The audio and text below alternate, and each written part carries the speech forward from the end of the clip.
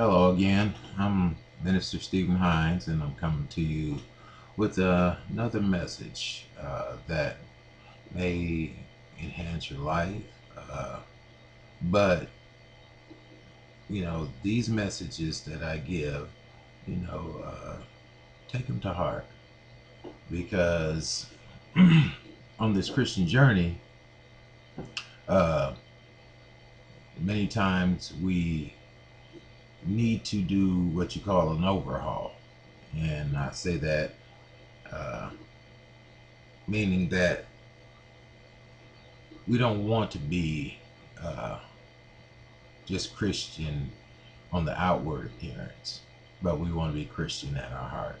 Anyway, with that being said, um, the message I have for you comes from 1 Corinthians, the 13th chapter, the first through the seventh verse. And I'm going to turn to that right now.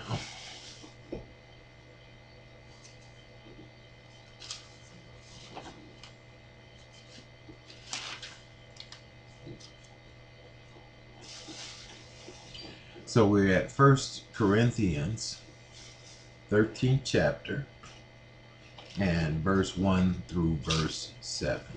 It says, "Though I speak with the tongues of men and of angels and have not charity, I am become as sounding brass or a tinkling cymbal."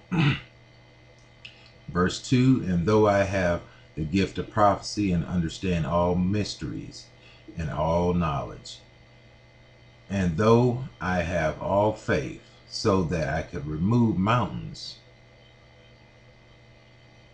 and have not charity, I am nothing. And though I bestow all my goods to feed the poor, and though I give my body to be burned and have not charity, it profiteth me nothing. Charity suffereth long." And charity, in case you have don't know what that means, charity is love. Charity suffereth long and is kind. Charity envieth not. Charity vaunteth not itself. It is not puffed up. In other words, it's not prideful. You can't help but to love. Doth not behave itself unseemingly.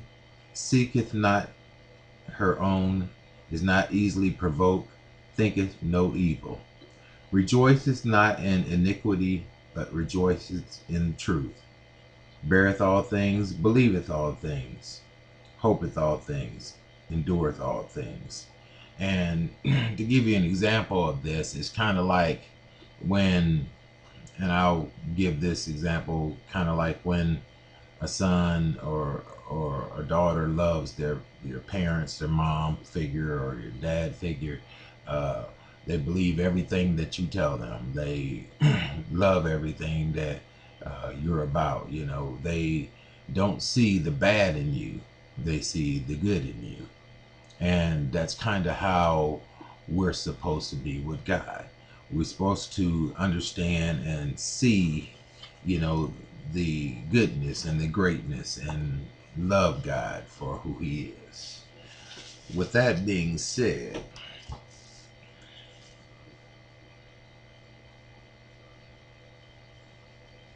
speaking from the point of view of Jesus, He said, "If you love me, then keep my commandments." St. John 14:15. In other words, how do I know you love me?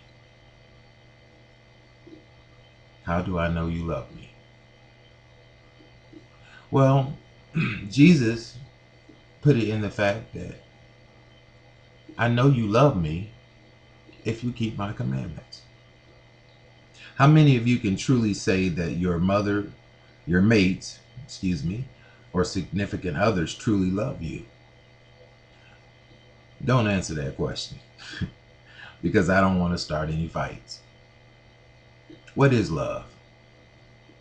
This is a question I can ask everyone that's listening to me. And I promise that each one of you will give me a different answer. To a wife, it may mean stability. In other words, a man she can depend on to provide a stable income and support for her children. A good provider. To another woman, it might mean someone who is honest and doesn't lie to them about affairs or money. To another man, it may mean a woman whom cares about him and wants to have his children. You see, he may not be the most handsome man, but the fact that he has, or he was able to get a prettier wife makes him feel loved. Yes, there are many reasons people feel like they are loved. But how many do you know that your other person or the other person in your life loves you? However, this is a question that can't be answered. And I'll tell you why. At least not in terms of the fleshly realm. You see, we do not really know how to love one another. Yes, I know some of us have been married for years, but how many times have you seen people married for years but divorced after many years of marriage? I've seen quite a few. You see, in the earthly sense, we feel that we are in love, but no one truly knows what real love is but God. Tell me this. How many times have you gotten married to someone or even gone with someone or been in a relationship with someone and said, I just don't know how I got hooked up with this person? I know I've asked myself that many times. I would have been better off without them. Because you see, the Lord has made you unique. In other words, it's hard to accept the flaws of your mate as well as for them to accept your flaws. Even though we don't say it, we feel we are perfect. We feel like we're perfect. In better terms, we feel that this person should live up to our expectations. I know I do. I'll be honest. If I go with someone, I feel as though they should live up to every expectation that I feel is perfect in my sense for my mate. In other words, you're going to do the things that I want you to do. You're going to say the things that I want you to say in order for you to be the perfect mate for Minister Hines. However, the real reality is that no one will ever live up to what I feel they should be. They will always fall short of what I think they should do to show me that they really love me, except for Christ. You see, for God so loved the world that he gave his only begotten Son, that whosoever believeth in him should not perish, but have everlasting life. That's St. John 3:16. You see, God loved me even though I didn't have sense enough to know how to love myself.